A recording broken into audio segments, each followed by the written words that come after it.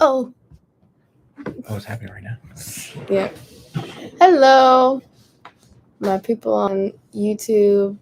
Today's a little wonky. I'm going ahead and getting set up on Instagram now. I hope you guys are having a good day so far.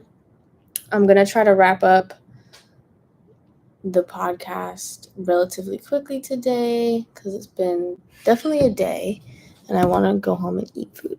So, if you don't know, I'm at Inner Space Orlando right now. All right. So now we're live on Instagram. Hello, Instagram friends.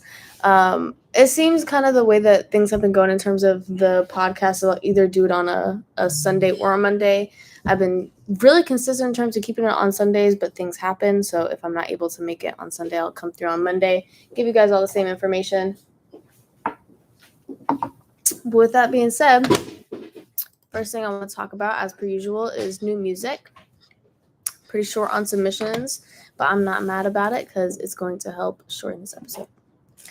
So the first thing I'm going to talk about is The City Beautiful. It's comprised of various artists, and it is a WTF H2 project. If you don't know, I work at the music department at We The Future, which is called H2, and every quarter we work on a compilation mixtape full of artists that have come to, yes, anyone can submit, my friend. Go ahead and send me a DM and we'll talk more about that. But what I was saying is that the compilation mixtape is comprised of folks who have attended any We the Future music-oriented event. There's a process that goes through it, but it's just a great project full of 20 different very diverse talents showing off what they got. Definitely encourage them to, release new music, or if they want to test the waters with releasing and stuff like that, that's really what it's for, besides just giving them another platform to speak on. We just actually had the listening party for that yesterday. I did some interviews that hopefully you guys will be seeing pretty soon. And yeah, it's a lot of fun overall. This is volume 2 of it, and this volume specifically, there were 20 participants. And when I tell you, like, there's a song for every mood on this, and it's a great project. Like, the music and the talent on here is amazing. We've got rap, some trip hop stuff, reggaeton, pop punk, alternative stuff, rap metal, stuff that's more for the club, R&B oriented stuff, emo rap, like just a lot of different things that we have going on, even Afro beats. I see the folks that I'm talking about right now in terms of Afro beats coming in the live now, but yeah, just a very diverse project overall. I've had a lot of fun being a part of it, and definitely go make sure you take a listen either on YouTube or SoundCloud. Great stuff. All you got to do, honestly, on either one of those is type in WTF MVMT, go to the most recent stuff, and you'll see it pop up automatically. If you would like the link to the YouTube, go ahead and either the link in my bio on Instagram, or if you're down on my YouTube, you can just go to the description. You'll be able to find the direct link. The next song that we have is called Still by Des Moines Lewis, featuring Kirsten Merritt. He will be tagged below. It's a mid-tempo hip-hop song with some R&B influence to it. A lot of great songwriting in this. The verses themselves are great, but the hook is also very catchy and groovy, memorable for sure, which is super important. There's a lot of great variation within the production. I was not bored when I listened to the song, which is awesome, and also had a great mix on it. The final song that I'm going to talk about is called My Journey by Lil Teflon. It's a mid-tempo rap song. The production is really fun. It's very like light and airy, but it still has like those hard-hitting trap drums. This is another one that has a very catchy and also simple hook, so very memorable. Again, good songwriting throughout the whole thing. And what I appreciate is that there's a very clear message with this song. I also really love the cover art. Once again, if you want to go ahead and take a listen to that, all of the links are in the description on my YouTube and in the link in my bio for you guys on Instagram. The My Like section, I've only got 2 stories in here, but I know it's going to be kind of long because the second one is like a long list of stuff that I'm going to talk to you guys about. So the first story within that, entertainment lawyer Ben McClain sits with Bobby Borg to discuss 3 important topics bands need to consider in the new music age. Researching your band name. This is something that I think this is important for any business, right? You want to make sure that when people look you up it's easy to find you, that if there is a company that has a similar or the same name, that they're in a different industry. So when people are looking for, let's say Darren Defy, for example, is my company. I believe there's like an auto parts shop called Darren Defy. But if people are looking for Darren Defy music, they're going to find me because I am the only Darren Defy music person out there. Now, that's to the best of my knowledge from the research that I've done. If it's wrong, please send them my way. I want to talk to them. But yeah, it's just important to make sure that when you're starting a company, especially as an artist, you do have something that sticks out, first of all, but also that when, like I said, when people are going into search engines to find you, it's easy for you to pop up because you're the only one. The next thing is, do you need a business manager? This is a conversation that primarily has to do with the financial aspects of a business manager, so your accountant opposed to your personal manager. But to give some insight in my perspective on if and when you need a business manager, you definitely need a business manager, but you need a business manager when there is money to handle. That's the best way to put it. Once you start selling merch, once you start having consistent shows that you're getting paid for and things like that, that is when I would usher in having someone to specifically handle your money that is more than just your accountant, but really someone who works for your company. And the final thing is, do you need a band membership agreement? So for folks that are solo artists, this doesn't really pertain to you. But if you are in a band, 100% you need a membership agreement. What is this going to do? It's going to outline who gets percentages of what, who has responsibility over what happens if you guys want to break up, exit plans for everybody, essentially putting on paper things that you guys are all deciding on to make sure that if anything does happen, it can be done amicably. And if there are any questions or arguments about payment and things like that, it's set in stone. It's an agreement that everybody signed. Very important. Paper. If the question is if you should have paperwork to go with it, the answer is probably yes. The second story we're going to talk about, which is going to close out the My Like section, the music industry can be extremely hard to navigate and persevere through. So here are some tips that might help you lead a long, successful music career. And I really, if there's a story that I suggest that you read and go find from today's podcast, it's absolutely this one, specifically if you're an independent artist. The first section within this article is called Creating the Manifesto. And some things that I took from it are, Thornton Wilder once said, if you write to impress, it will always be bad. But if you write to express, it will always be good. Many artists have come a cropper either by trying to write a hit or trying to repeat the trick of writing a song like the one that was previously a hit. This is made harder by the pressure they're often under to do so, applied by labels and executives and things like this. What I took from it and what I think you should take from it is, of course, we make music for other people, but make music that you love. Don't try to chase anybody else's dream. Don't try to chase anybody else's sound.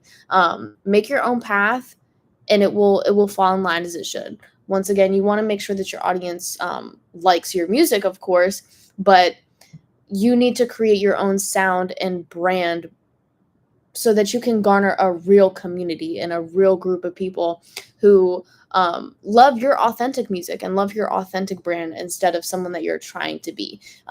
Because if you want people to support someone that you're trying to be, they should just support the person that you're trying to be. Be yourself and have people like truly love and support you for that. Because to me, that's the strongest. That's the strongest and most true relationship that you can have with your fan is an honest one. The second section within this article is called Mastering the Craft, Putting in the Graft. What he says is, get good live, make music about things that you associate deeply with, invent a subgenre, respect the great musicians of the past, but do not try to compete with them. Before you make your first album, make sure you've written 2 more. This was an interesting thing because what he's talking about is like the elusive second album that like it has to be better than the first. So basically what he's saying here is like, make a whole bunch of good music, release some of it, and release the better stuff afterwards. Don't release like your best work as your first album. And we'll go into a little bit more of like how that doesn't chronologically make sense, but you want to do things strategically to avoid like a one-hit wonder type of situation. Make sure that your songs are a bit weird. Be out there, be different. Welcome in those little details that might change your destiny, aka trust your studio team. So what he brings up a couple of anecdotes with this, but just allowing for different experiences and being open to them, because you really never know where they can lead, whether that be meeting new people or allowing somebody to try a different mixing technique on your song. Just allow these differences to come and go, and to utilize the ones that work, and you may find something that works greater than what you're doing in that present moment.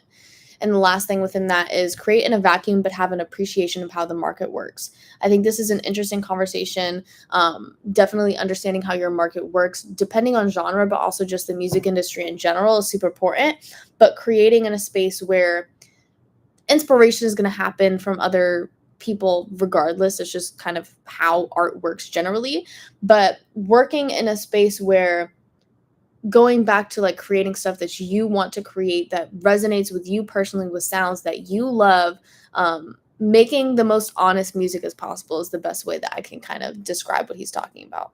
And then the final section within this article is called Managing Expectations and Attachments, i.e. the meaning of success. So he says, remain grateful and humble for the stratospheric rise, but know how to come down. And he gives, once again, a couple of anecdotes in this, and it's basically about how every music artist has a peak and a fall, and that fall does not equal death in the music industry or the death of your career. It just means that you're not at your peak anymore, and that's how it happens. People we see how many artists come in and out of the industry, in and out of their genre, and the ones that are replaced, you could say, they still have careers, but they're not the superstars that they once were. So you have to understand how to handle that and how to invest both your time and your capital in order to make things sustainable after the peak, because plenty of people hit their peak, they spend all their money, and then they don't know what to do afterwards, because not only did they spend all their money, but they were so roped up in being the superstar, that when the kind of attention that they weren't getting before isn't there anymore, that's very personally taxing, right? So trying to avoid all of those different pitfalls. He also says, keep in mind that your best work is ahead of you. As we grow, we do better things in life as people, but also in the art that we create, when it comes to experience, when it comes to practice, when it comes to just life happening and finding inspiration through life. Absolutely. Create a culture and a commerce will follow. So when we talk about being ourselves and being honest with our audience, that is where that community building really happens, when you have fans who really feel as though that they know you, or who do, because of how honest you are. That's how you create these cultures and these communities. And from that, people will support, they want to support, and depending on how strong their connection is to you, they will give you your hard-earned, they will give you their hard-earned money for that. Next is, if you get dropped, turn things around and make your best record. Pull a little Frank Ocean, you know what I'm saying? Something like that. You utilize your deals to the best way that you possibly can, and just look at the positive in all situations, even if it means you're getting dropped from your label. The next thing is earn the right to say no and recognize what this means. I loved this section because we all have boundaries, right? We all have boundaries. But as an up-and-coming artist, especially one that doesn't have like a stature, whether it be generally online, in your local scene,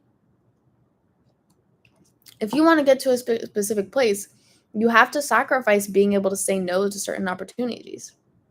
You can't say no to the shitty sound system. You can't say no to the shitty venue generally. You can't say no to you have to put up with these things so you can be put in certain places to do better. And as you grow, you get to be able to say, I can afford to say no. I can afford to say no to the shitty mic. I can afford to say no to the shitty venue. I can afford to say no to this specific graphic or whatever it may be. But you do have to put up with things, even as a like young business professional. You have to put up with doing a lot of work before you can have a certain stature that allows you to keep up your image and keep up your brand. While still having, important boundaries in place, right? One of the other things that he says is you cannot make memorable songs by fidgeting and frittering away at content. Well, you can, but the more confident way is to quietly focus on your art.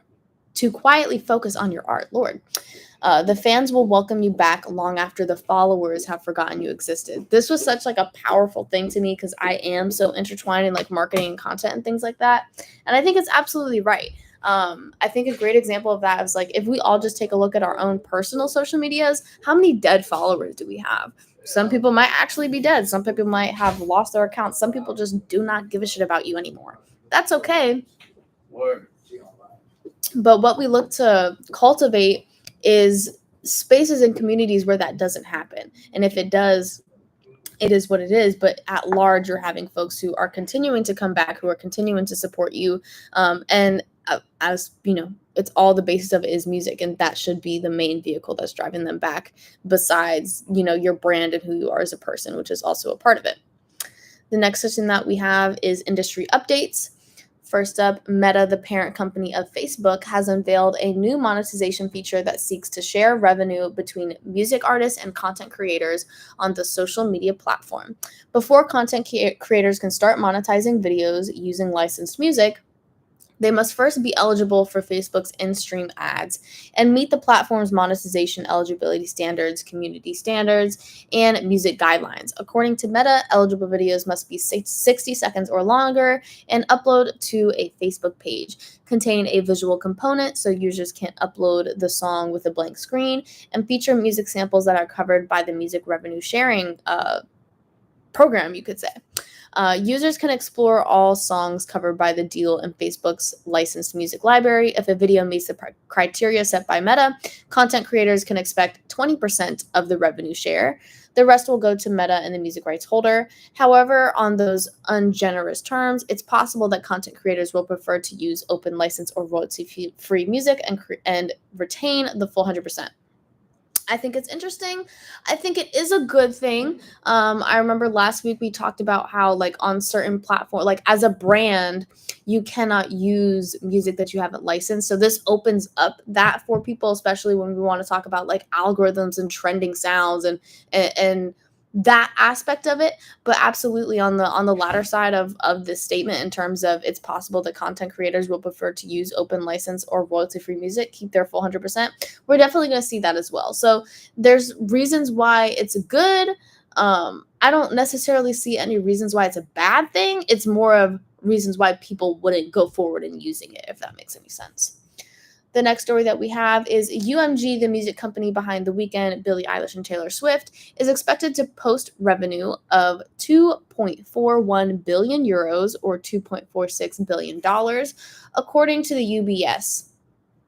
The forecast would represent year-on-year growth of 19.1% and organic growth of 13.2%. Cool stuff. Lots of money being made. Not surprising. Next, we have New York-based Creative Intel, which describes itself as an artificial intelligence-powered deal-making platform for the music industry, has raised $3 million in its seed funding round. I think this is pretty cool. Essentially what it is it's streamlining legal agreements, which I think is interesting. I'm sure that certain kinks need to be worked out with it.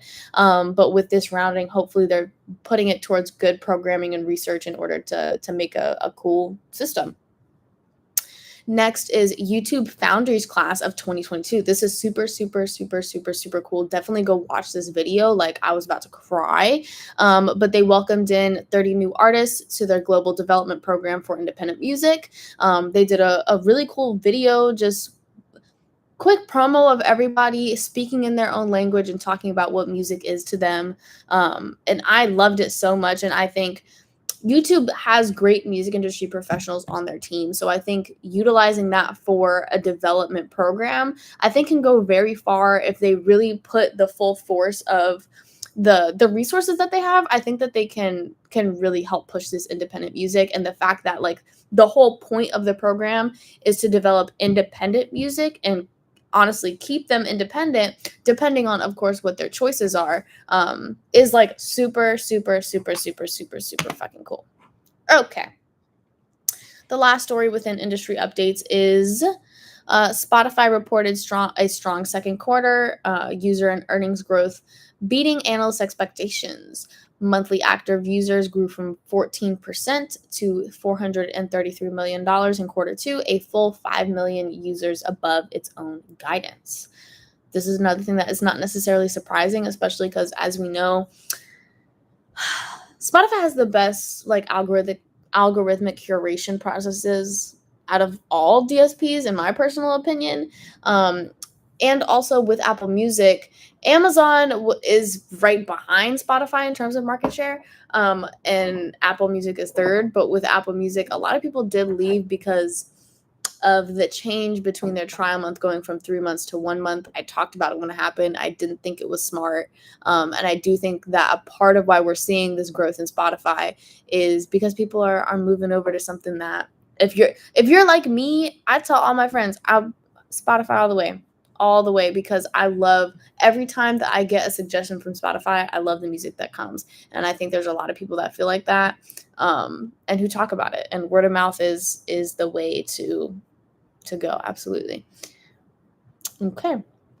The next section that we're going to talk about, and after that, there's only one more section, so we're going to close this out pretty soon tonight. Spotify feels more tangible to use. I would like for you to elaborate on that, because I think that that's definitely an interesting sentence, but I don't know if I know what it means.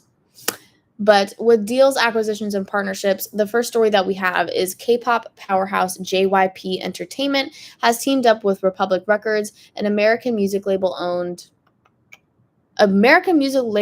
by Universal Music Group, to launch a joint audition in search of a new global girl group. On Tuesday, the two labels announced the launch of America to Korea, a new global audition project that will scout for talent in the US and Canada. If you want to be in a K-pop group, go check that out, especially if you're a chick who can pop your shit. See how you can get involved. I recommend starting with the article that's in the link in my bio. See if that can give you anything, and just make sure you read up on it and see how you can get involved. It definitely is cool. Be careful though. The next thing that we have is Ciroc and Bryson Tiller partnered on a new flavor called Passion. What I'll say about this is brand partnerships and things like that are very important to the income of an artist and continuing to expand your brand. So definitely take a note of when partnerships and things like this happen and how it works. Not necessarily the inner workings of the partnership, but how it is working for the artist in terms of what good is it doing for them. Okay, so let's see. In terms of Spotify, more accessible and easier to use. My personal use, I find the algorithm gives better recommendations that are more aligned with my taste. That's exactly what I'm saying. Yeah, I'm not sure, because I'm not an Apple Music user, so I'm not a good person to like compare the two. The main thing that I know that I can compare Spotify to is Deezer, and with that, it mainly has to do with like user-centric models. And with that, that's comparing Deezer to pretty much every other DSP out there, except for, I believe, SoundCloud and Tidal. So yeah. The next thing we're going to talk about is Dutch DJ Afrojack has signed with Virgin Records Germany and Universal Music Netherlands for a new EDM partnership.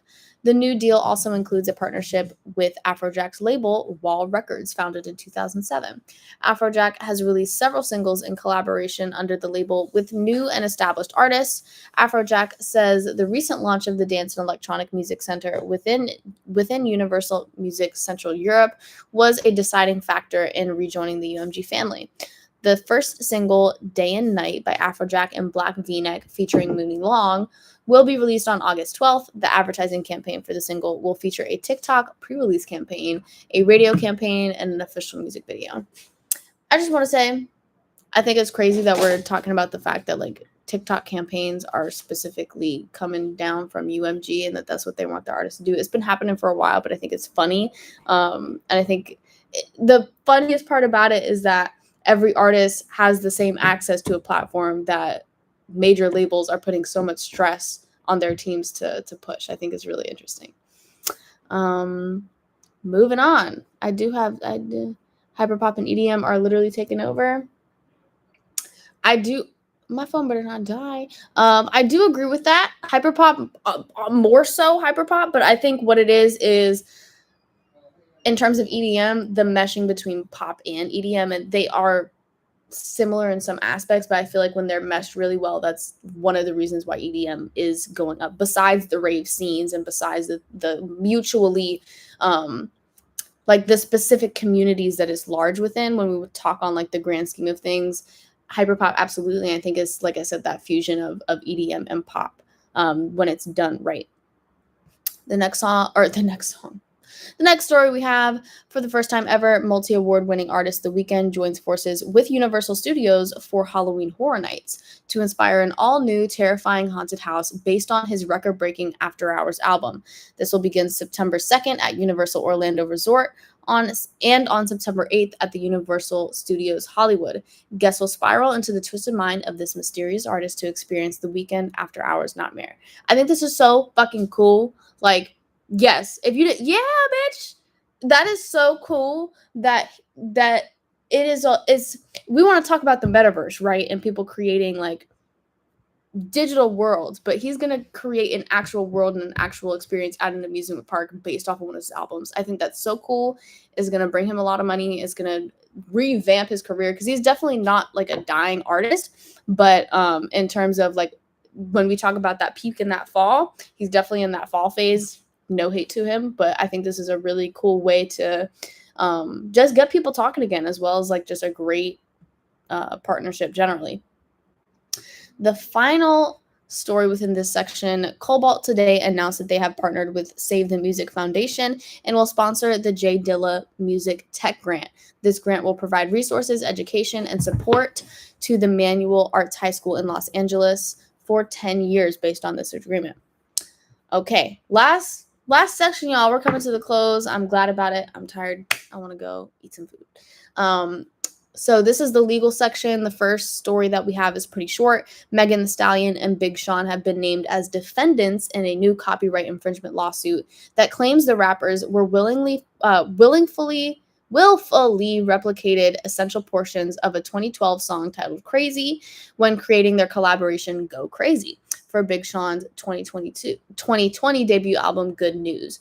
This record, produced by J.R. Schroeder, also featured 2 Chainz, even though he was not named in the suit. I find these like copyright and intellectual property cases really interesting, because unless it's a clear, like the way that copyright works is if it is not like a sample or a complete side-by-side same song, is going to be very hard for this person to win something, even if what he's saying is right, is they took inspiration or copied in some way. So I'm looking forward to see how it all plays out. We shall see. The final story within like Lana versus Radiohead, kind of. But the final story within this section, which is going to wrap up the whole podcast today: organizations from across the music industry yesterday responded to the news that the UK's Competition and Markets Authority is not planning on launching a full investigation into the music streaming market. Those representing record labels, publishers, and the streaming service generally welcome that decision. The folks that either are artists or that work very closely with artists, like managers, songwriters, and folks like that, were less impressed. People from across the country responded generally to the news. And I think this is something that's interesting to follow up on. They did have, a market study on things and were urged to do an investigation, and they decided not to go into the streaming aspect of things. I don't think that was a good decision. I think that we can see by like how divided the opinions are on that decision, kind of shows you why that probably wasn't a good idea, and why, even if it would cost them money, they should go ahead and follow through with that investigation.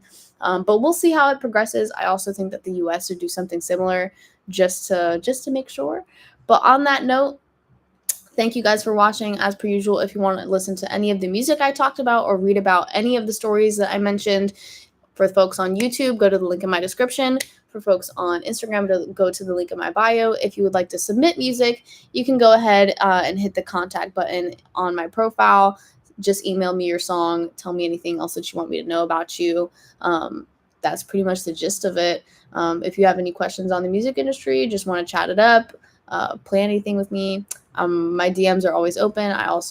My email inbox is always open, so don't hesitate to reach out. But yeah, thank you guys for watching. I hope you guys have a good rest of your day. Stay safe and tune in next week.